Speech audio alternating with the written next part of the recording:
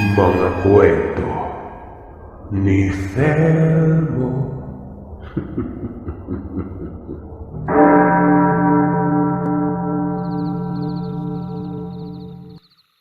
Mapagpalang araw sa inyo, Sir Seth, at sa butihin mong tagapakinig. Muli, ako po ulit ito, si Louie.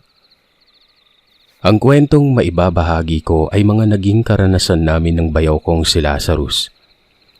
At sa mga tagapakinig na gusto malaman kung nabigyan na ba ng hustisya ang pagkamatay ni Tatay Ben.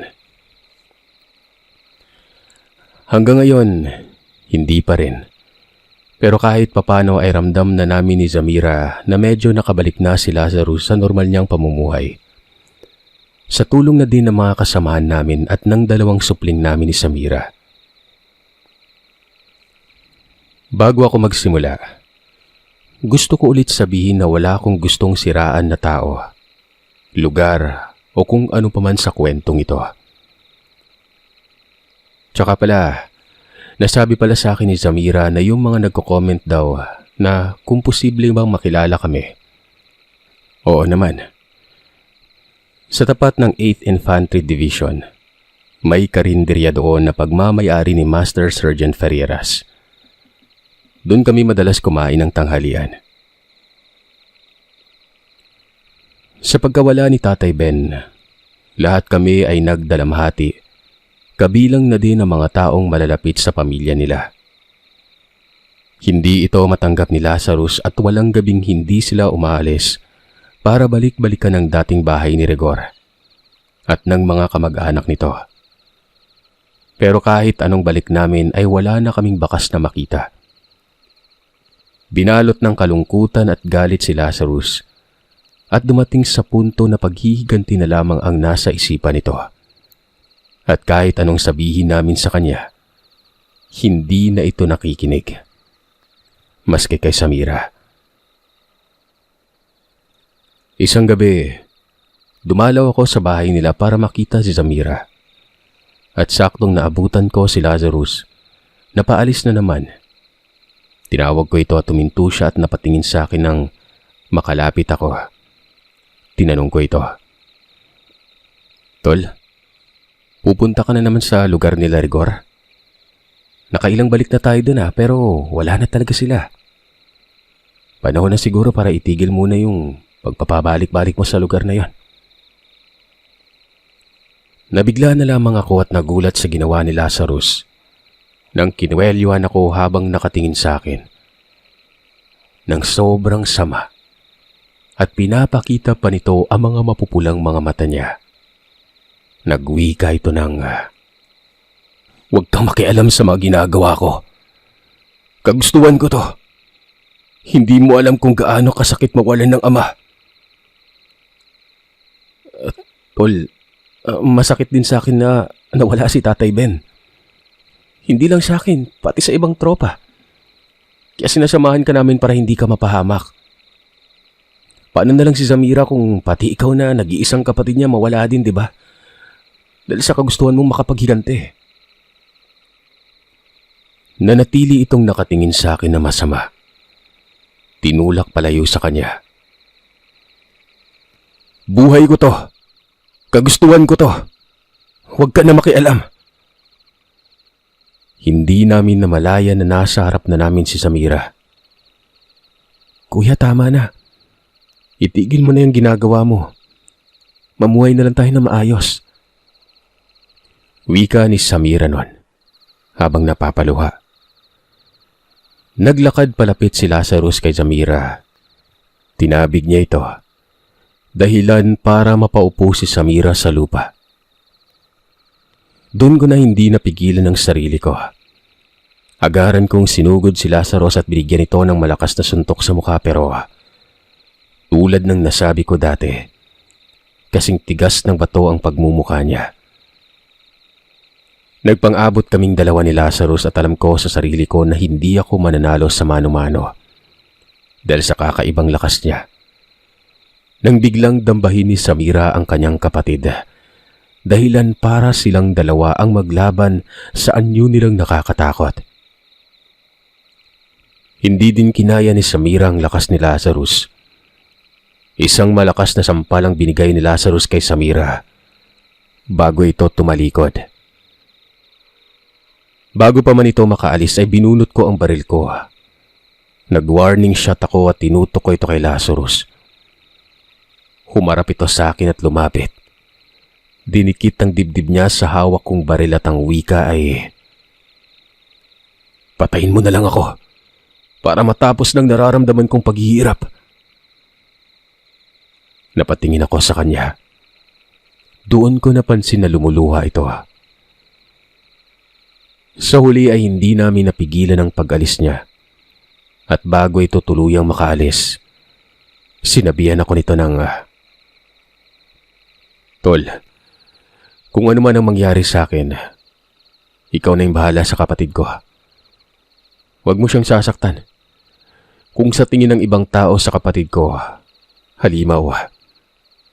Para sa amin ni tatay, prinsesa namin si Samira. Patawarin mo sana ako." Napayuko na lamang ako at pabulong na sinabi sa kanya, "Kung sa inyo prinsesa siya, para sa akin, nag-iisang reyna ko." Ngumiti si Lazarus at tumakbo na paalis. Agaran ko namang tinulungan si Samira at dinala sa loob ng bahay nila. Humingi ito ng pasensya sa ginawa ng kapatid niya. Sinabi kong naiintindihan ko yon.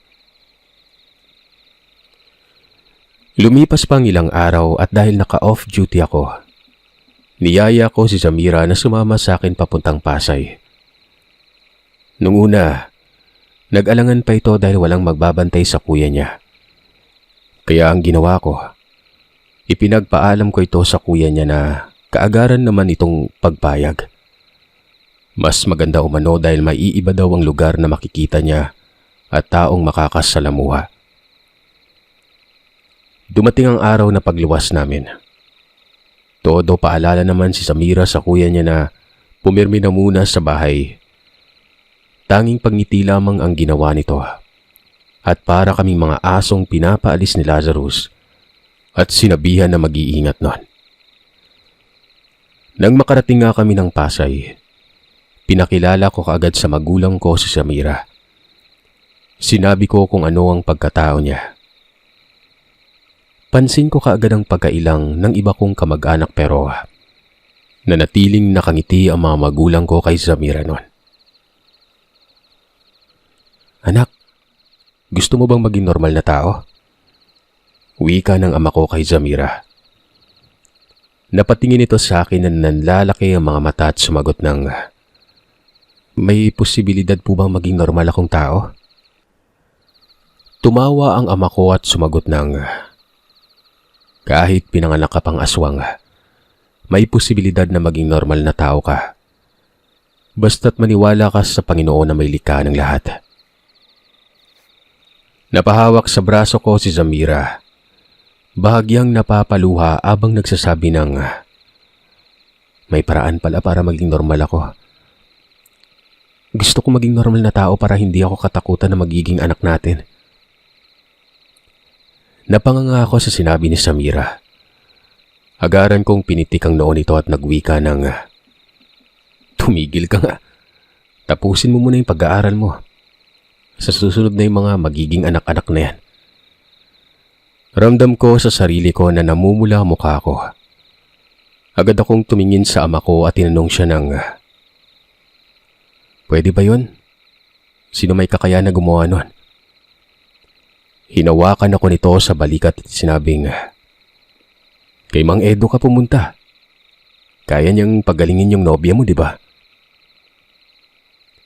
Bigla akong napahawak sa leeg ko para kapain yung kwintas na bigay niya pero napagtanto ko na binigay ko pala ito sa bunso kong kapatid noon. "Paano mo nasabing kaya ni Mang Edo?" Tanong ko sa ama ko. "Madami nang napagaling si Mang Edo. Maniwala ka sa akin, anak." Dagdag ko lamang po sa Pasay kung saang kalye o kanto lumaki ang ama ko. Dati yung malawak na palayan, kasama na yung Magallanes, at kung saan nga nakatira sila tatay, merong doong kwento na merong dumaan na matangkad na lalaki na nakasuot ng itim na Amerikana. Dumaan ito eksakto ang 2:00 na madaling araw. Pumasok ng kalye. Naglakad simula kanto hanggang dulo ng street namin. Pagpatak ng 5:00 ng umaga noon ay maraming taong namatay sa hindi malamang dahilan. Tanging si Lolo Edu lamang ang bumasag ng sumpa na yon. Kung taga Malibay ka, alam mo yung kwento na yan. Sa mga sumubaybay naman ng mga una kong ipinadalang kwento, alam niyo naman kahit papano kung ano ang kakayahan ni Lolo Edu. Balik tayo sa kwento. Matapos kong malaman yon, sinabi ko kay Zamira na dadalhin ko siya kay Lolo Edu. Tinanong kong sigurado ba siya. Ngumiti ito at sumagot ng oo nun. Gusto umano niyang maging normal na tao, katulad ng iba. Tinanong ko pa siya at baka hindi pumayag ang kuyang Lazarus niya. Ayon naman dito ay saka na daw nito po problemahin yon.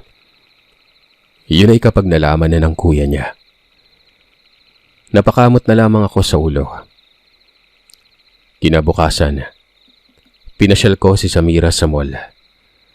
Tuwang-tuwa ito dahil marami itong nakikita na bago sa paningin niya.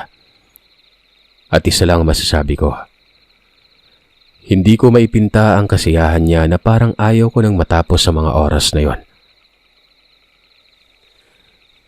Lumipas sa mga oras at niyaya ko na siyang umuwi. Tinanong ko kung handa na ba siya mamaya pagdating namin sa bahay ni Lolo Edu. Mahina itong tumugon. Pagdating namin sa tapat ng bahay ni Lolo Edu, biglang pumunta si Samira sa likod ko at napansin kong nanginginig ito at bumulong ng, "Huwag na tayong tumuloy. Masyadong mataas yung presensya ng taong nagmamayari ng bahay na to eh. Maski siguro si tatay hindi makakapasok dito." Napangiti na lamang ako at sinabing wag siyang mag-alala. Hindi ko siya pababayaan. Tinawag ko na si Lolo Edu. Nang bumukas ang pinto ng bahay nila, nakita ko naman ang kababata ko na halatang nagulat pa ito. "Pare, uy, nakauwi ka na pala. Kamusta na?" Inakbayan ko ito at sinabing ayos lamang. At nang makita niyang si Samira, mahinang suntok sa tagiliran ko ang binigay nito at sinabing, "Ganda ng kasama mo ah. Asawa mo?"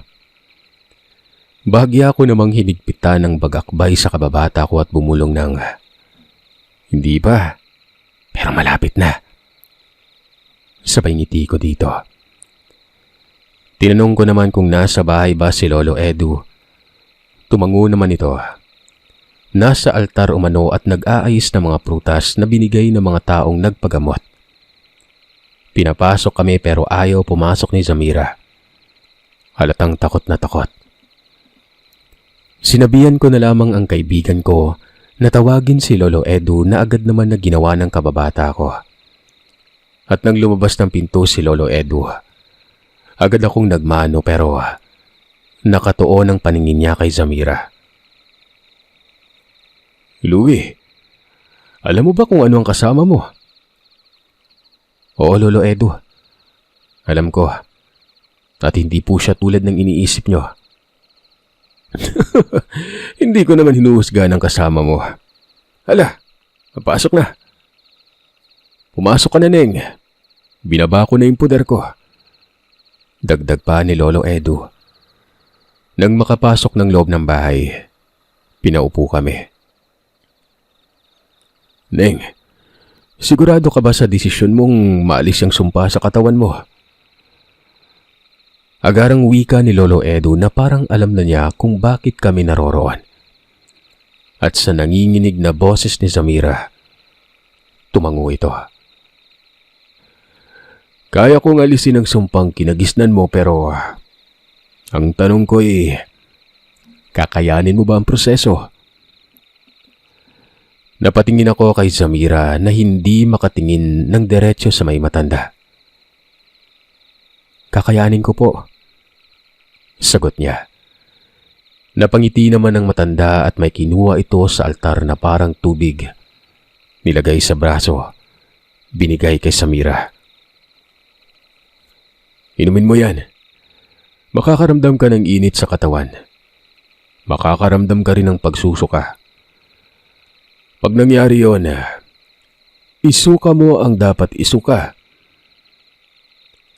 Magiging normal na tao na po ba ako pag ininom ko itong nasa baso? Tanong ni Samira noon. Oo, mamumuhay ka ng normal tulad ng mga normal na tao. Pero asahan mong pag nagdalang tao ka na, mga dating kauri mo ang magtatangka sa buhay mo. Handa ka na ba? Hindi sumagot si Samira. Walang sabi-sabing tinungga ang laman ng baso. Nang maubos niya ito, ilang segundo lang ang lumipas ay bigla itong nagsisisigaw na parang nasasaktan. Habang hawak-hawak ang leeg niya. Sumisigaw ito ng mainit. Sobrang init. Kasabay noon ay ang pagbigkas ng mga dasal ni Lolo Edu na hindi ko maintindihan. Nang akmang tutulungan ko siya, sumigaw si Lolo Edu. Huwag mo siyang hahawakan. Hayaan mong mailabas niya ang sumpa ng pagkatao niya. Tanging manood lang ang nagawa ko habang nagpagulong-gulong sa sakit na nararamdaman si Samira. Maya-maya pa, may mga sinusuka siyang laway na kulay itim na mahahalin tulad ko ang amoy sa kanal. Sobrang baho talaga. Nakita ko din habang nagpapagulong-gulong siya. Nangingitim ang balat nito na parang gustong magpalit ng anyo pero hindi natutuloy. Makalipas ang kulang-kulang kalahating oras nun, may sinuka si Samira na kulay itim na parang holen. Doon na nagsalita si Lolo Edu ng, tapos na ang paghihirap niya. Mabuti at kinaya niya tulad ng mga naunang nagpagamot sa akin. Salamat sa Diyos. Unti-unti nang kumalma si Samira. Nagpahinga na rin ako na maluwag. Sinabi ni Lolo Edu na alalayan ko si Samira na ihiga sa mahabang upuan. Linisin ko na umano ang mga suka. Ano daw kami?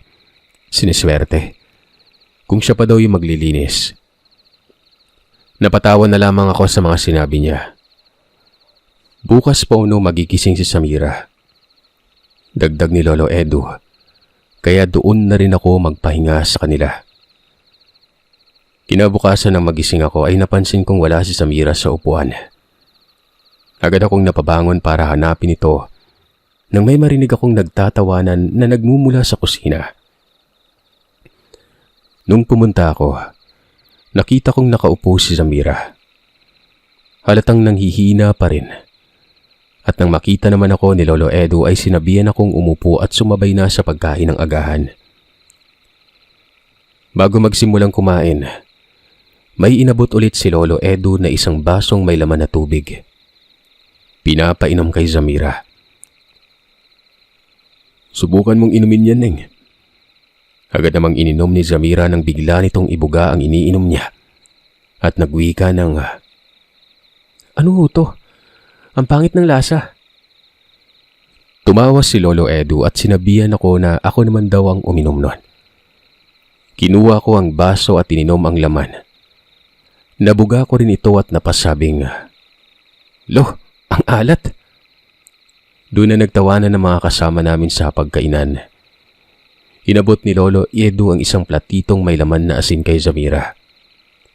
Subukan daw niyang hawakan at tikman ito. Nag-aalangan pa ito nung una pero ginawa din niya. Nang mahawakan niya ang asin ay biglang sumilay sa amin ang magandang ngiti nito at nagsabi ng,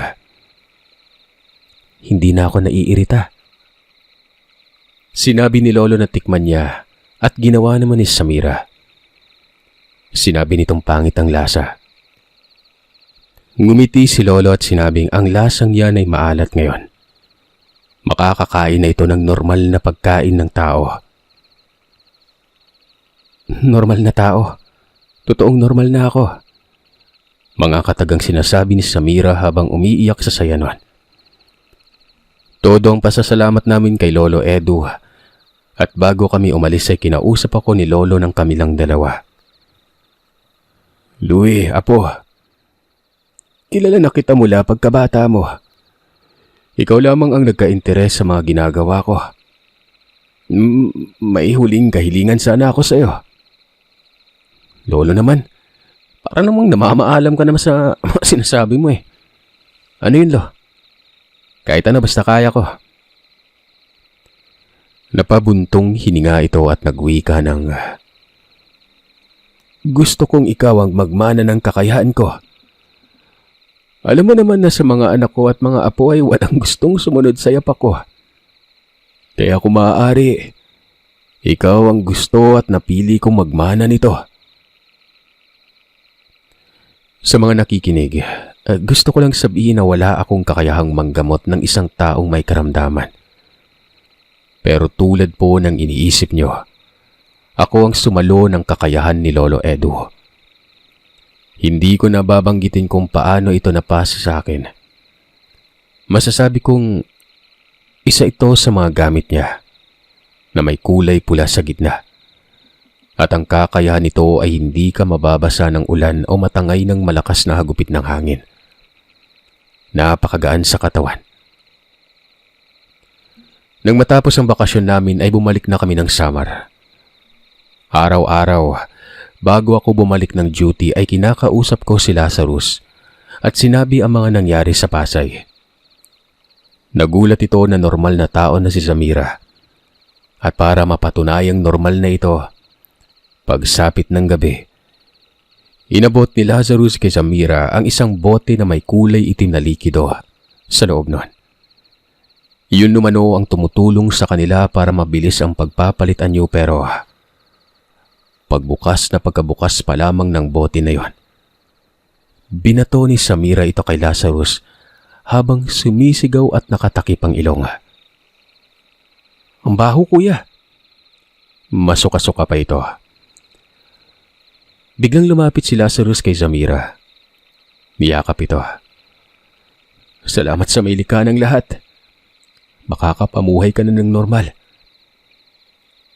Sa totoo lang ay akala namin, ikakasama ng loob ni Lazarus yung pagbabago ni Samira. Pero kinatuwa pa nito. Tol, baka gusto mo din maging normal na rin.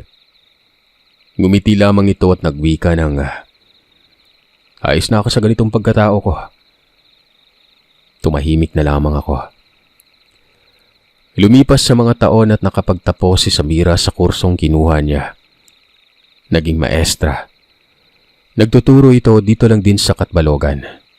Elementary teacher siya. Siyempre dumating din sa punto ng buhay namin ni Samira. Yung pinakamasayang araw ng malaman naming dalawa na nagdadalang tao na siya talaga. Walang paglagyan ng tuwa ko sa mukha nun. Dahil nakahiwalay na kami ng bahay kay Lazarus, nagpa siya ako na pumunta sa kanila para masabi ko ang magandang balita.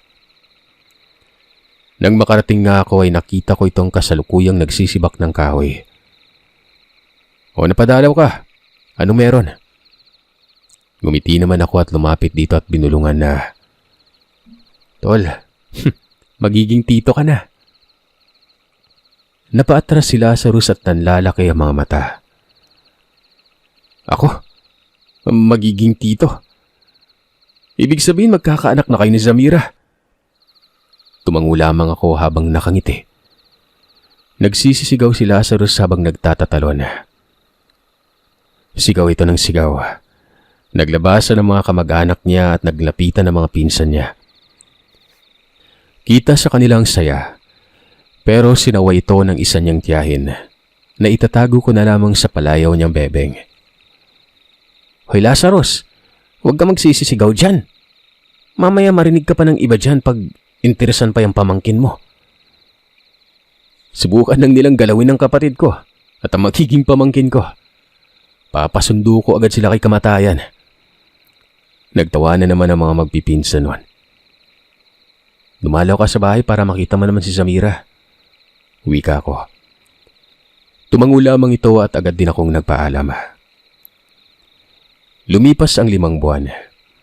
Wala namang nangahas na bumiktima o dumalaw man lamang sa bahay namin nun. Ikaw ba naman magkaroon ng kapatid at mga pinsan na aswang na laging nakabantay sa labas ng bahay niyo gabi-gabi? Wala talagang mangangas na may pumuntang iba. Kaya't kahit nasa bundok ako naka-assign nun, kampante ako dahil hindi pa pabayaan ni Lazaro si Zamira. Pero dadating pa rin talaga yung araw na meron pa ring magtatangka. Sa pagkakatanda ko, magpipitong buwan na yung tiyan ni Zamira. Nang mamalengke ako at sinabihan ako ni Zamira na sasama siya dahil may kukunin itong mga lesson plan sa co-teacher niya. Sinabihan ko naman ito na ako na lamang ang kukuha para hindi ito mapagod pero siya na lamang umano dahil may pag-uusapan pa sila.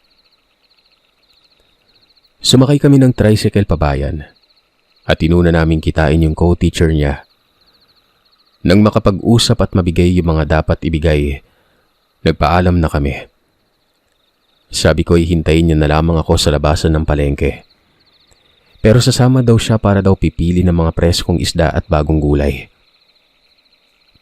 Ano bang magagawa ko? Si Bisis ang laging tama. Habang namimili kami ay nagkita kami ng isa kong kabady. Nagkamustahan.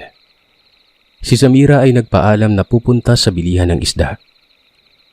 Tumango naman ako at sinabing wag siya makipagsiksikan baka matamaan yung tiyan niya at kung mapano pa siya nun.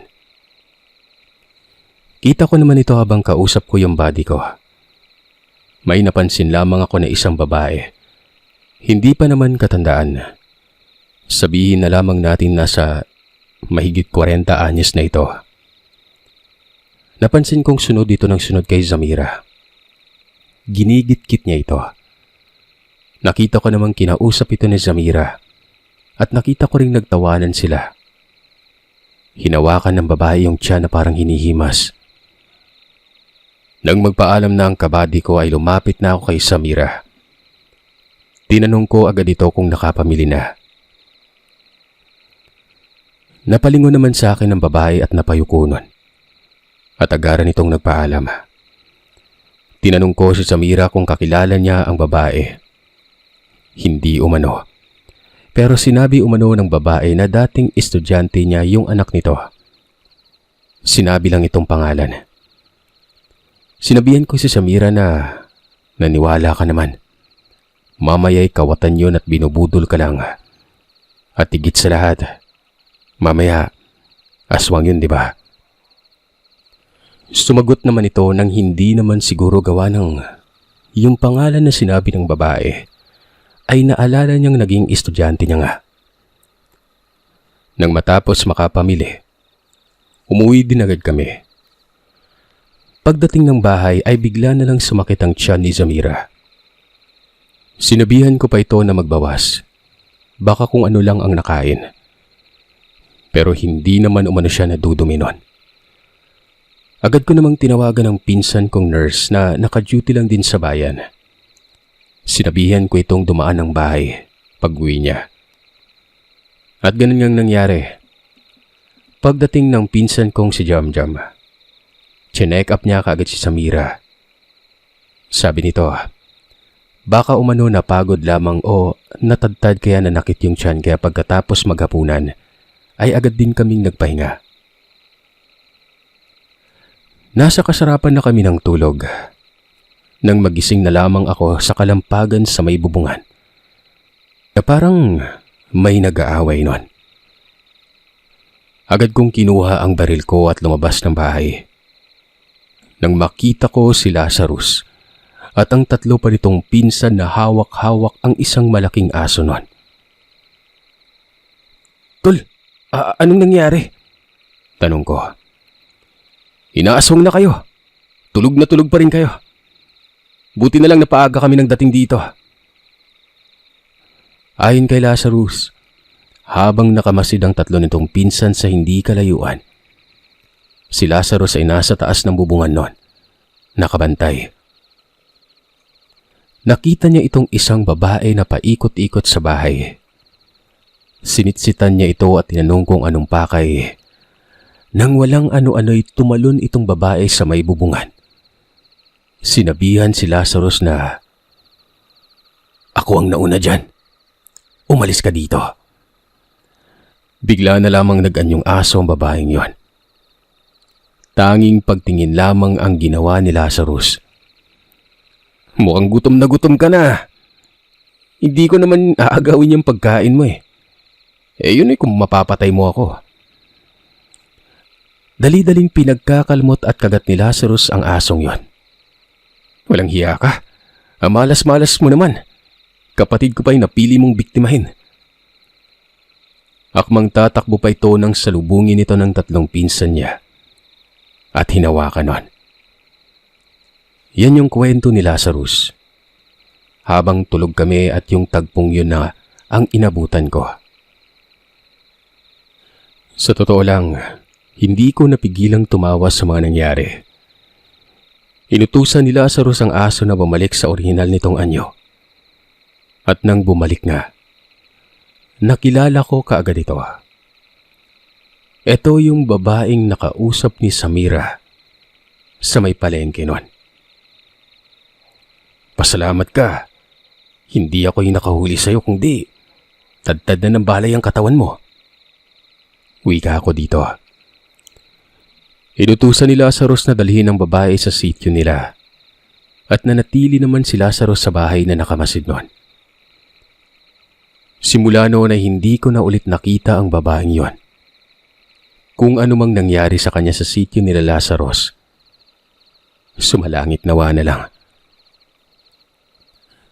Lumipas ang buwan, naging normal ang panganganak ni Samira. At nang dumating ang araw ng binyag, ay inimbitahan namin ng malalapit sa aming kabilang sina Arnold, Raymond, Sir Dante at yung tatlong malalapit na classmate ni Samira. At yung mga kabady ko na kinuha kong mga ninong sa binyag ng panganay naming anak. Ginawa ang salo-salo sa mismong sityo nila Tatay Ben. Kung titingnan mo, mga normal lang na tao ang kaharap mo pero pag kumagat na ang dilim, hindi mo alam na nagpapalit na pala ng anyo ang mga ito.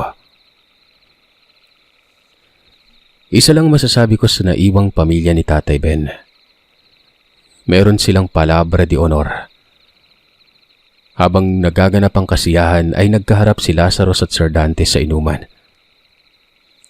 "Baka gusto mo mag-militar, Lazarus?" "Nako sir, lilit lang yung mundo ko dyan."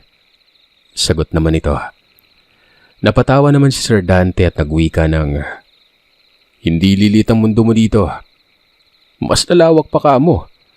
At kung sakasakali, matutulungan ka na namin." Napatahimik si Lazarus at nagpatuloy sa pagtagay. Nang matapos ang kasiyahan at bago umalis si Sir Dante ay sinabihan si Lazarus ng, "Pag-isipan mo yung alok ko Marami ka magiging kasangga dito." Tumango naman si Lazarus. Sumunod na araw nga ay pumunta si Lazarus sa bahay at nagtanong kung paano mag-apply sa militar. Ngumiti naman ako at sinabing kami na ang bahala doon. Sa tulong ng commanding office namin at ng iba pa naming mga kakilala, nakapag-training si Lazarus bilang army. Kung makikita niyo lang, minani lamang ni Lazarus ang training na parang hindi napapagod.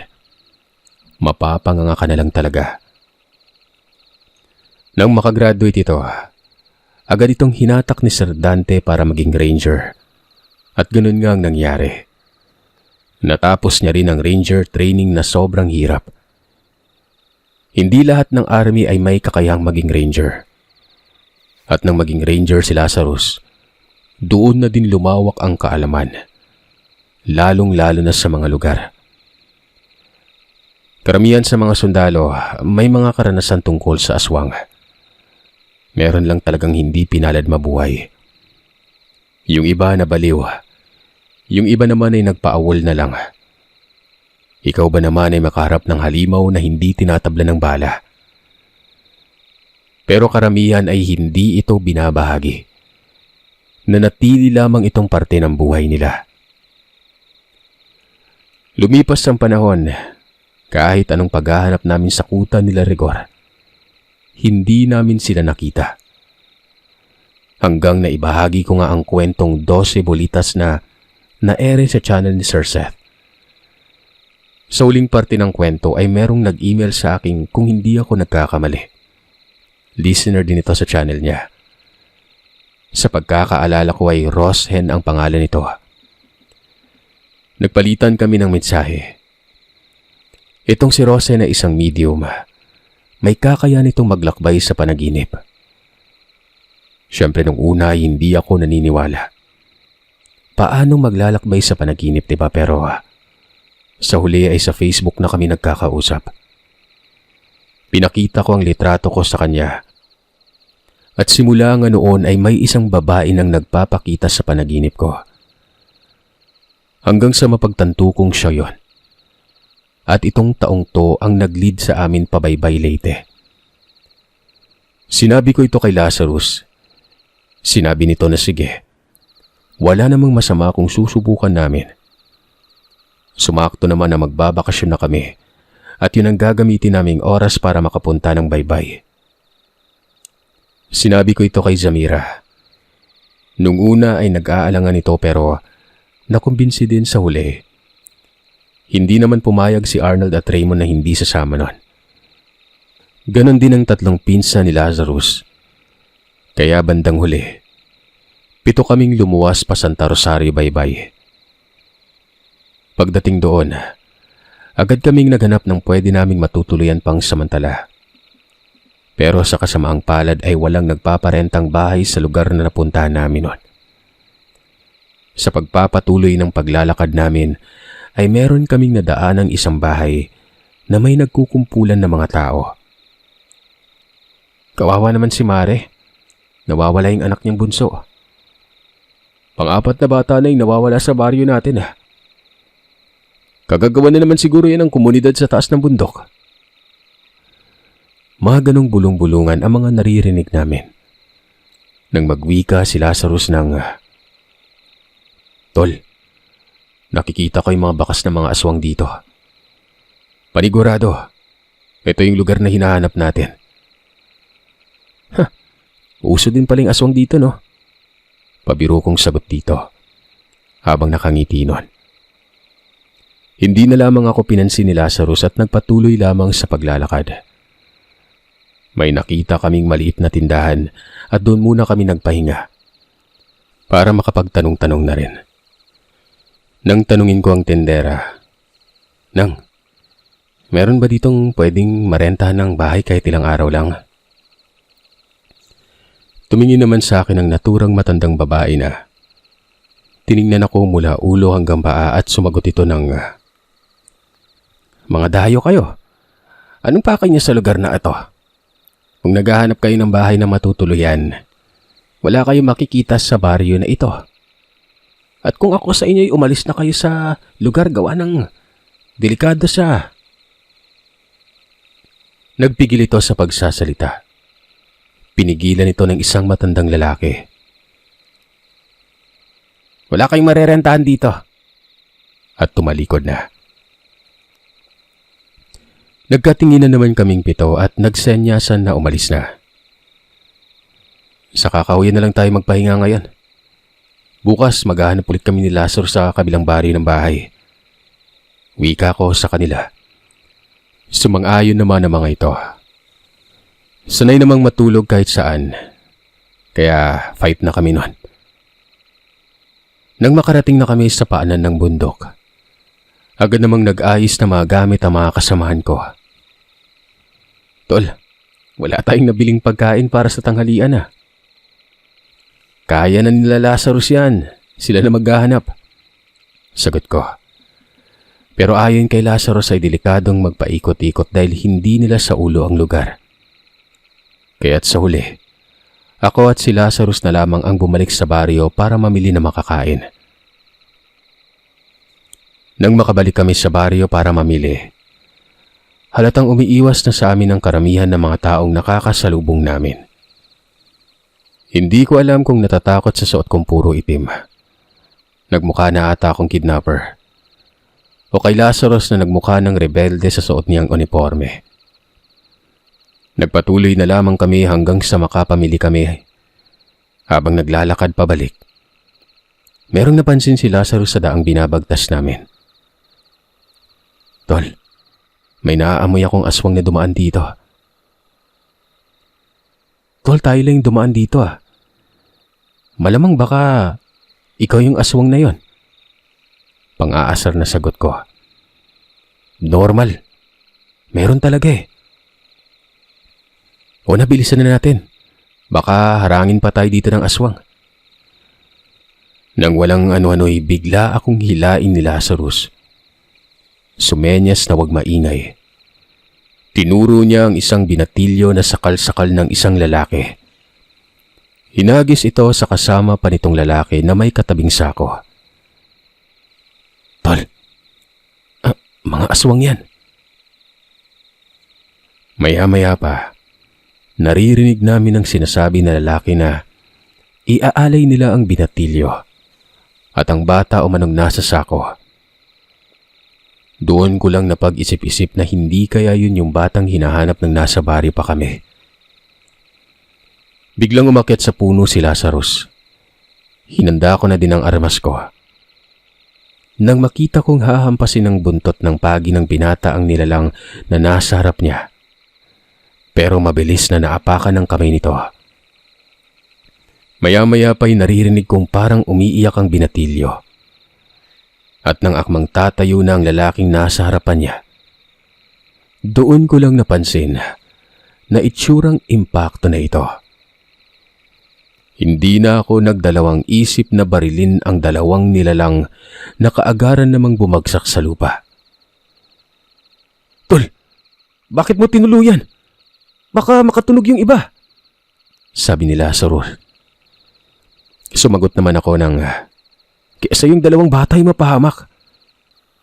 Nilapitan ko ang binatilyo na binubuksan na ang sako.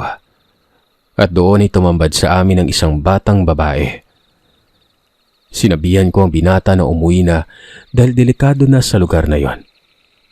Pero parang natulala naman ito. Nang tingnan si Lazarus ay sinabihan niya itong umuwi na dahil alam umano nilang kuta ng mga aswang ang taas ng bundok.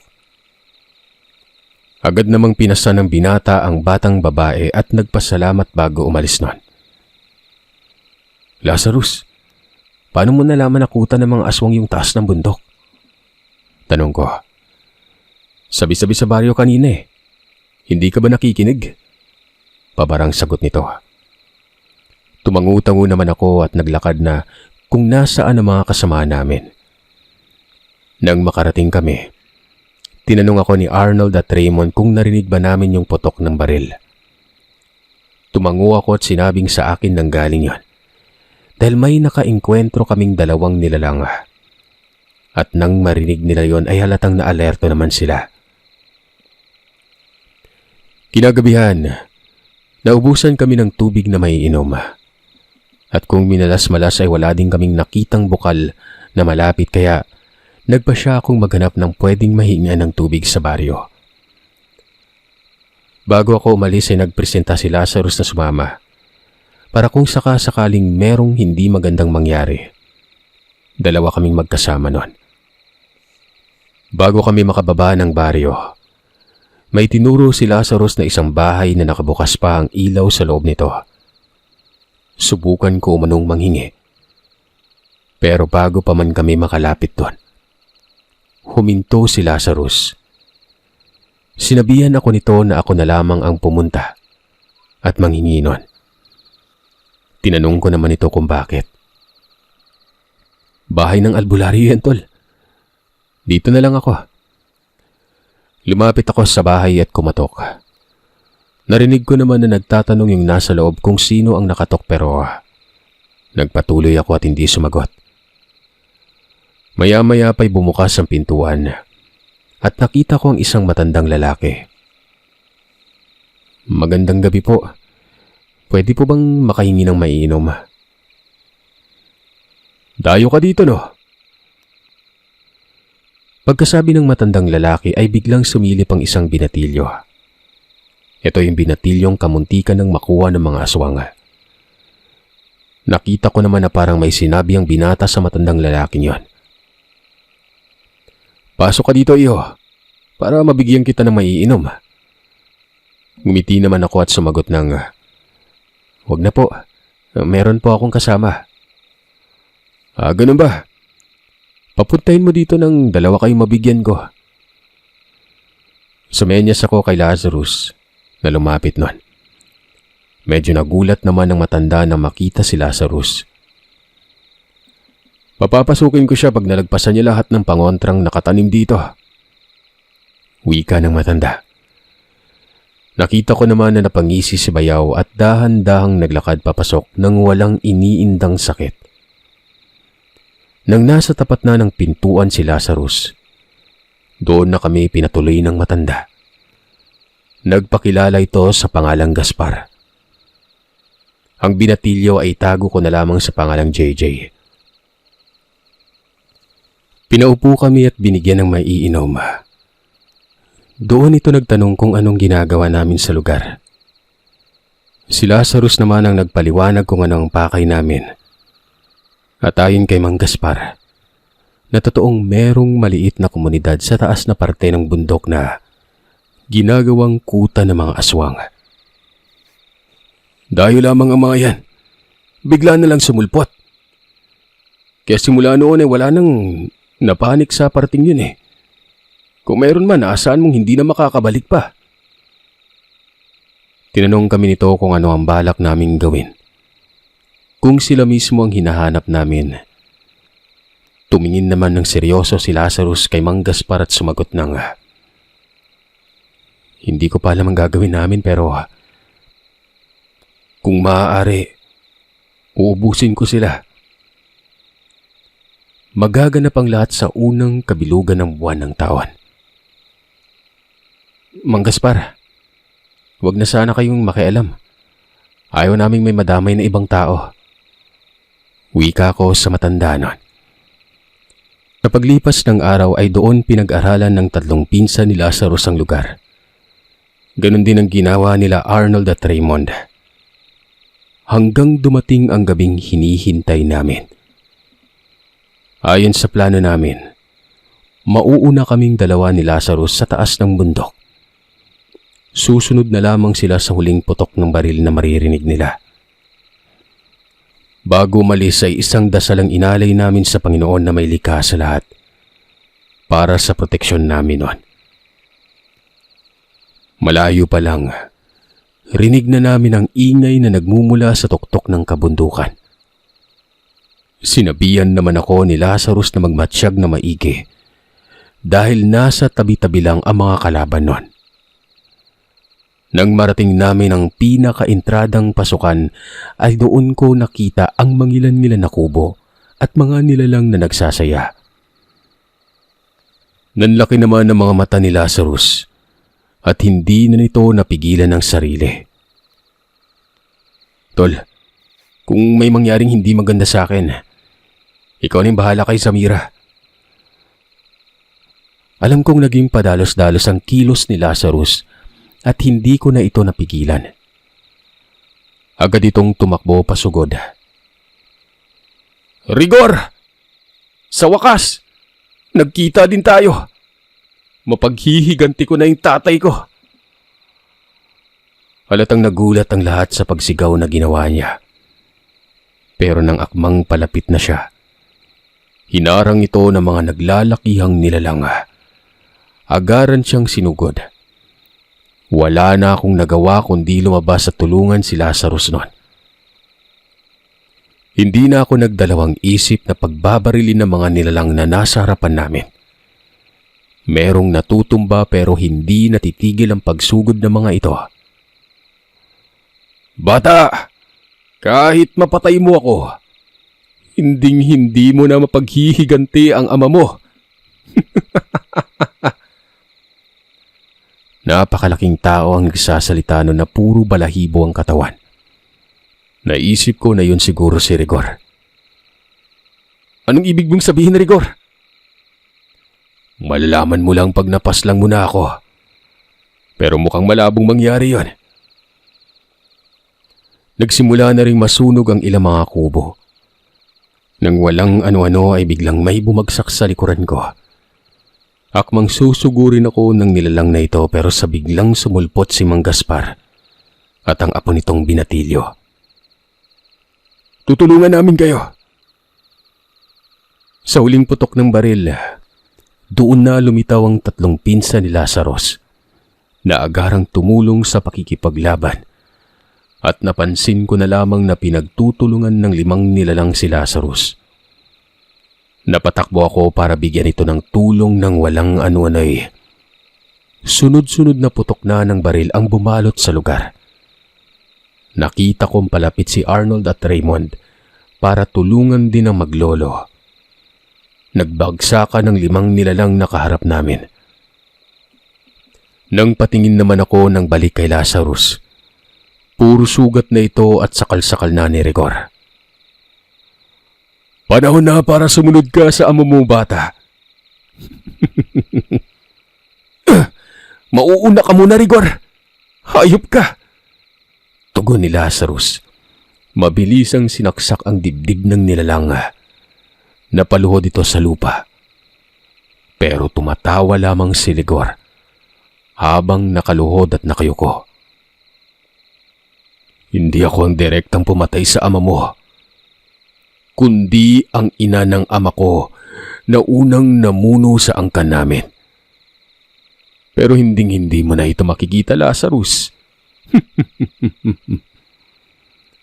Wala namang pagdadalawang isip na hinawakan ni Lazarus ang ulo ni Rigor. Kahit sino pa yan, at kahit saan pa, hahanapin at hahanapin ko ang kahuli-hulihang lahi mo. Pasingtabi sa mga batang nakikinig o sa mga tagapakinig. Pinugutan ni Lazarus ng ulo si Rigor at hinagis ito sa may apuyan. Ganoon na din ang ginawa namin. Isa-isa naming sinunog ang mga labi ng mga aswang na nawalan ng buhay sa pakikipaglaban. Meron mang nakatakas. Alam ko naman na hindi na nito kaya pang makapanggambala pa. Salamat sa inyo at natuldukan na ang sigalot na nangyayari dito sa lugar na to. Wika ni Mang Gaspar. Tumango naman kami nun. At nang lapitan ko si Lazarus, doon ko lang napansin na malalim na ang mga sugat na natamo nito. Dinala namin ito sa bahay ni Mang Gaspar. Doon binigyan ng unang lunas. Makalipas ang ilang pang-araw ay tuluyan na kaming umalis sa lugar. Tanging sila Mang Gaspar at apo nito lang ang nakakaalam sa pangyayaring yon. Nang makabalik ng summer, nagpaalam si Lazarus na magpapahinga pa ng ilang mga linggo para sa tuluyang paggaling ng mga sugat niya. Nang makarating kami sa bahay nila Tatay Ben, sinalubong agad kami ni Samira. Nakasimangot ito. Saan ba kayo galing? Hindi na kayo nakauwi ng Pasko at Bagong Taon. Umarte naman itong si Lazarus na parang paika-ika maglakad. Si Louie na yung magpapaliwanag sa Samira, sabi ni Lazarus nun, at dumiretso na sa loob. Kinuwento ko naman ang buong nangyari. Halatang nabawasan ang pag-aalala ni Samira. Pero nang makauwi kami sa bahay namin, syempre, sermon ang inabot ko sa huli. Naging tigasin ako sa loob ng bahay. Tigaluto, tigasaing, tigalaba, tiga-plansya, tiga-palengke, at tigalinis ng bahay. Hanggang matapos ang bakasyon namin. Nang makabalik kami sa kampo ay pinatawag kami ng isang nakakataas sa amin at sinabing kailangan naming pumunta sa lugar ng Mindoro. At sa lugar na lang yon, ipapaliwanag ang misyon na gagawin namin. Pagkatapos ng meeting na yon, nasabi ko ito kay Arnold at kay Raymond. Sakto, pwede tayong makadaan ng Katiklan. Meron akong kapatid na babae doon. Sumang-ayon naman ng dalawa. Nagpahabol naman si Raymond ng, "Sakto, buddy. Meron akong kamag-anak sa Mindoro. Pwede din tayo makapasyal sa kanila." Tinanong naman namin si Arnold kung baka may kakilala din siya sa lugar na yon. Sumagot na lang ito ng, "Ako nang bahalang mag-drive." Nagtawanan kaming tatlo. Nang sumunod pang mga araw, pagluwas namin, hindi ko inaasahang makakasama namin si Sir Dante at Lazarus. Si Sir Dante ang magiging commanding officer namin sa Mindoro. Sa mga butihing tagapakinig, Sir Seth, hanggang dito na lamang muna ang sulat na pinadala ko. Halos kakarating lang namin kasi sa Samar. Uunahin ko muna ang pamilya ko. Matagal-tagal ko din silang hindi nakasama. Huwag kayong mag-alala. Ipapadala ko agad ang sunod na karanasan namin pag nagka-oras ulit ako. Sir Seth, maraming salamat po at sa mga butihin mong tagapakinig.